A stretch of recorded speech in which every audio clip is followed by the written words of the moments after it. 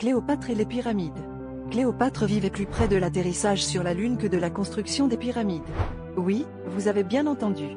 La reine égyptienne, qui a régné de 51 à 30 avant Jésus-Christ, était plus proche en termes de temps de l'année 1969, quand Neil Armstrong a posé le pied sur la Lune, que de l'époque où les grandes pyramides de Gizeh ont été érigées, vers 2500 avant Jésus-Christ.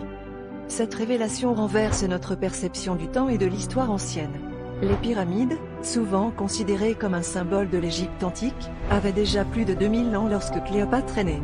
Imaginez une époque où ces immenses structures étaient déjà des monuments anciens, fascinant les visiteurs et les habitants de l'époque au même titre que nous aujourd'hui.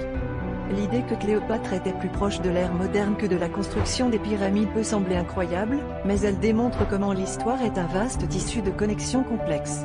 Durant son règne, l'Égypte était une société avancée, et des événements comme la conquête romaine étaient des préoccupations immédiates pour elle, bien plus que les vestiges des pharaons passés. Ce fait nous rappelle que l'histoire n'est pas simplement une série de dates figées, mais une juxtaposition fascinante d'époques et de réalisations humaines. Ce genre de comparaison temporelle nous pousse à revisiter notre compréhension du passé et à apprécier le riche tissu de notre héritage global.